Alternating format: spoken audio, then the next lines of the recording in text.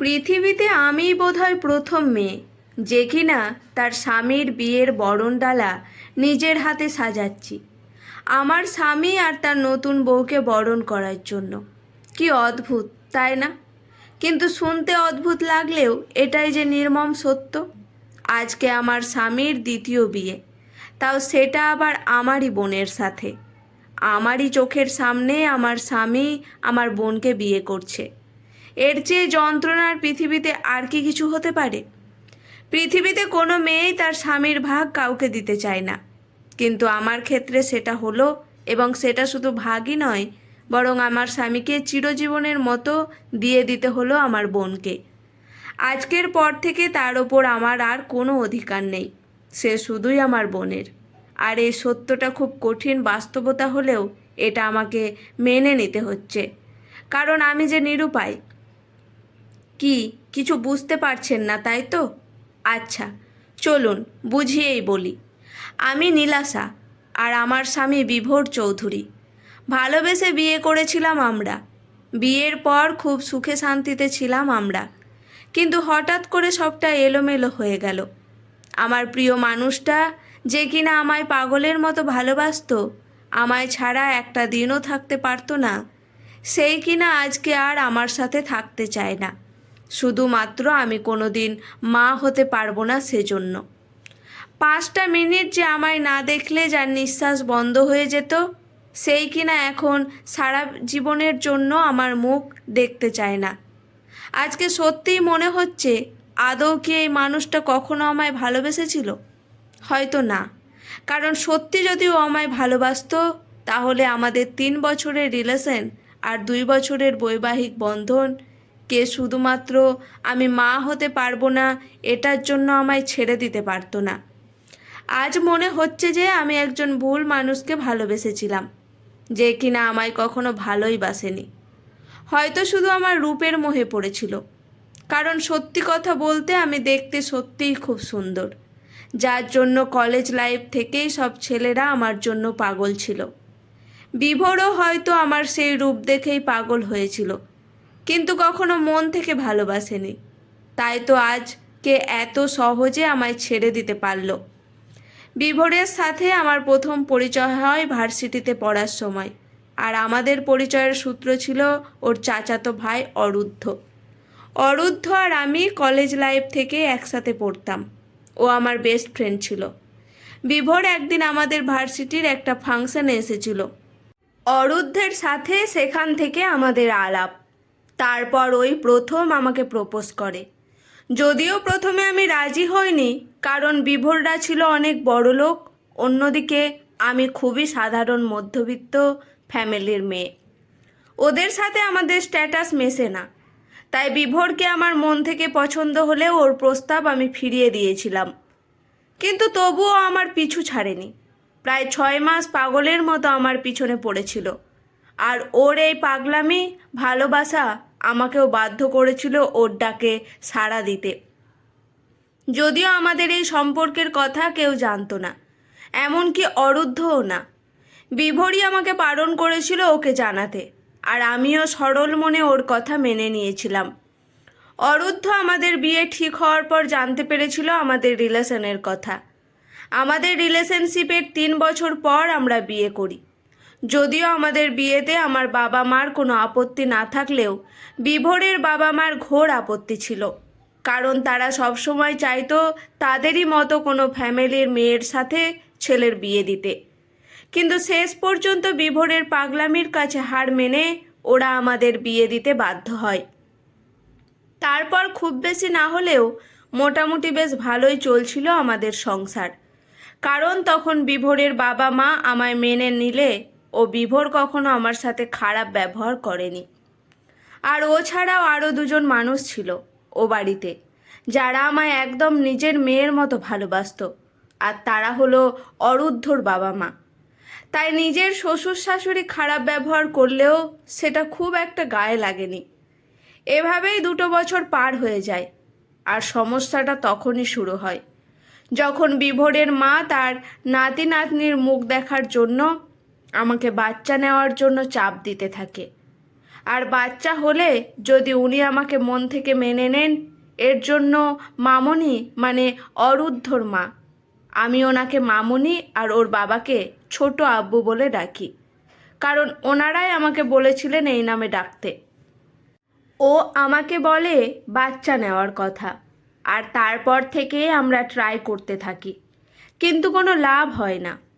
এভাবে বেশ কয়েক মাস পার হওয়ার পরও যখন কিছু হয় না, তখন বিভোরের মা জোর করে আমাকে আর বিভোরকে ডাক্তারের কাছে পাঠায়। তারপর যখন সবাই জানতে পারে যে আমি কোনোদিনও মা হতে পারবো না, তখন থেকে শুরু হয় অশান্তি। বিভোরের মা বাবা তো আমাকে এমনিতেই সহ্য করতে পারে না, আর এখন তো আমাকে ঘরেই রাখতে চায় না। ওনারা আবার ওনাদের ছেলের বিয়ে দিতে চায়। আমার জন্য তো আর তাদের নাতি নাতনির মুখ দেখার স্বপ্ন বাদ দিতে পারেন না। ওনাদের এসব কথা শুনে মামনি আর ছোট আব্বু অনেক বোঝানোর চেষ্টা করেন, কিন্তু কোনো লাভ হয় না। যদিও ওনাদের এসব কথা শুনে সত্যি বলতে আমার খুব একটা টেনশন হচ্ছিল না, কারণ আমার বিশ্বাস ছিল যে কোনো পরিস্থিতি আসুক না কেন, বিভোর কখনো আমায় ছেড়ে যাবে না, ও ঠিকই আমার পাশে থাকবে। কিন্তু আমার সব বিশ্বাস ভরসা সেদিনই ভেঙে গেল যেদিন বিভোর নিজের মুখে বলল আমার জন্য কেন বাবা ডাক শোনা থেকে বঞ্চিত হবে। সমস্যাটা যেহেতু আমার, সেহেতু তার দায় ও কেন নিতে যাবে। তাই ওর সিদ্ধান্ত আমাকে জানিয়ে দিল যে ও ওর বাবা মার কথায় একটা বিয়ে করতে রাজি।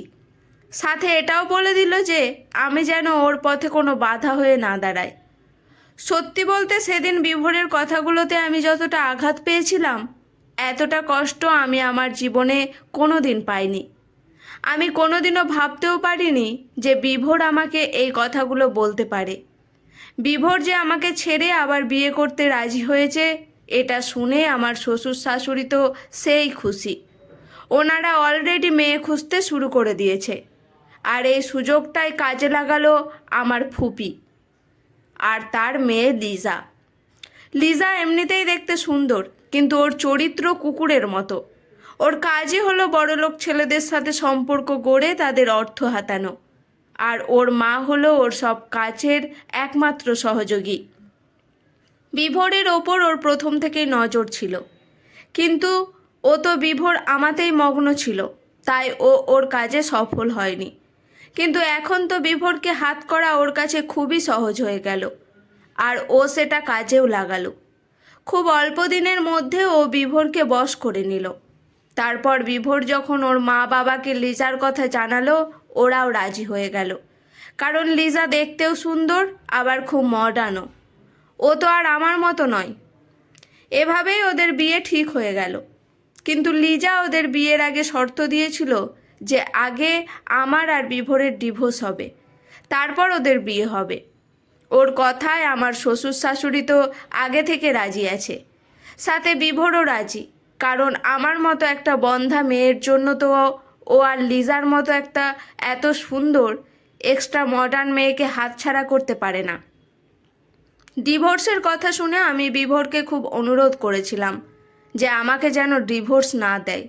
ও যাকে ইচ্ছে বিয়ে করুক, সংসার করুক, আমি কখনো বাধা দিব না। কিন্তু আমার কান্না ওর মনকে গলাতে পারেনি, কারণ লিজা বলেছিল যতক্ষণ আমাদের ডিভোর্স না হবে ও বিভোরকে বিয়ে করবে না। তাই বিভোর ওর কথা মেনে নিয়ে আমাকে ডিভোর্স দিয়ে সব সম্পর্ক শেষ করে দিল। আমার বাবা মা ও ফুপি আর লিজাকে অনুরোধ করেছিল যেন বিভোরের সাথে বিয়ে দিয়ে আমার সংসারটা নষ্ট না করে। এমনকি আমার বাবা আমার ফুপির বড় হয়ে ওনার পা অবধি ধরেছিল, কিন্তু কোনো লাভ হয়নি। অবশেষে আমাদের ডিভোর্সটা হয়েই গেল। যেদিন আমাদের ডিভোর্স হয়েছিল সেদিন আমার বাবা মা এসেছিল আমাকে তাদের সাথে নিয়ে যেতে, কিন্তু আমি যাইনি। বরং এক অদ্ভুত আবদার করে বসেছিলাম সেদিন যে আমি লিজা আর বিভোরের বিয়ের দিন অবধি এ বাড়িতে থাকতে চাই। যদিও এত কারো মত ছিল না, আমার বাবা মা তো কিছুতেই আমাকে এখানে রাখতে চায়নি, আর সাথে মামনি আর ছোট আব্বু চাইছিল যেন আমি আর এক মুহূর্ত এখানে না থাকি। কিন্তু আমি কারো কথা শুনিনি। আমি দেখতে চাইছিলাম যে বিভোর কতটা পরিবর্তন হয়ে গেছে। আর কত নিচেও নামতে পারে।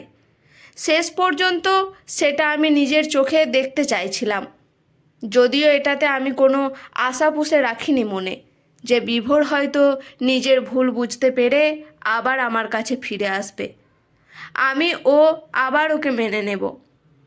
সত্যি বলতে এটা আমি আর কখনো চাইও না।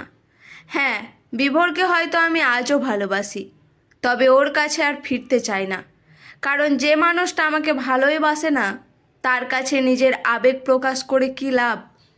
তারপর আমি বিভোর আর ওর মা বাবার হাতে পায়ে ধরে ওদের বিয়ে পর্যন্ত এখানে থাকার অনুমতি নিলাম। ওনারা ভিতরে ভিতরে বিরক্ত হলেও মুখে খুব বেশি কিছু বলতে পারলেন না, কারণ এটা তো আমার শেষ চাওয়া ওর কাছে। তাই কিছু একটা ভেবে বিভোর আমায় ওখানে থাকতে দিতে রাজি হয়ে গেল। আমার ডিভোর্সের কথা শুনে অরুদ্ধ দেশে চলে এসেছে ইউকে থেকে। ও, আপনাদের তো বলাই হয়নি যে আমাদের বিয়ের পরদিনই অরুদ্ধ ইউকে চলে গিয়েছিল। জানি না হঠাৎ করে কেন ও এভাবে চলে গিয়েছিল। মামনি আর ছোট আব্বু খুব চেষ্টা করেছিল ওকে আটকানোর, কিন্তু ও কারো কথা শোনেনি। আর সবচেয়ে অদ্ভুত লেগেছিল যে অরুদ্ধ আমাকে না বলে কিছুই করতো না। সে আমাকে এটা বলা তো দূরে চলে যাওয়ার সময় একটা বার আমার দিকে তাকায়ওনি পর্যন্ত। আর ওখানে যাওয়ার পর এই 2 বছরে একবারও বাড়িতে আসেনি।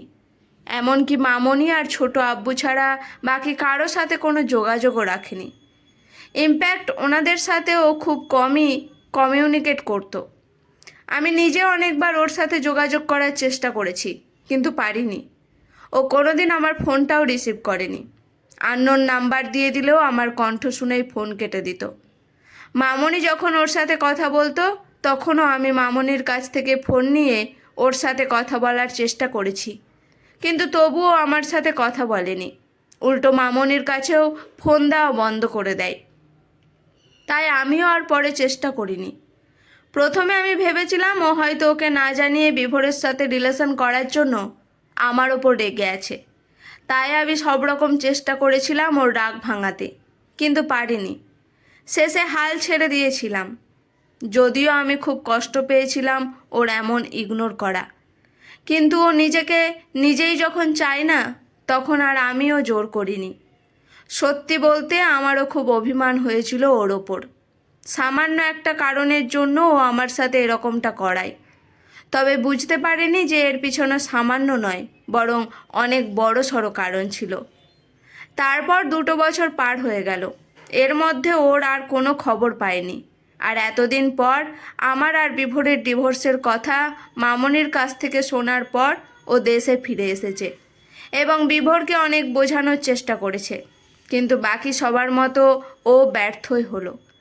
বাড়ি ফিরে অরুদ্ধ আমার সাথে কথা বলতে চাইলেও আমি বলিনি। ওর ওপর অভিমানের পাল্লাটা যেন এতদিনে অনেক ভারী হয়ে গেছে। আজকে বিভোর লিজাকে বিয়ের উদ্দেশ্যে বেরিয়ে যাওয়ার পর অরুদ্ধও বেরিয়ে গেছে, এখনও ফেরেনি।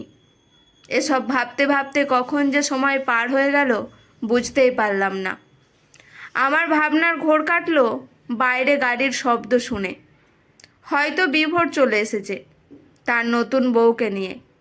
তাই তাড়াতাড়ি নিজের চোখের পানিটা মুছে উঠে রান্নাঘর থেকে বের হতে যাব, তখন পেছন থেকে কেউ একজন কর্কশ কণ্ঠে বলে উঠল। আজকের গল্পটি এখানেই সমাপ্ত। কেমন লাগলো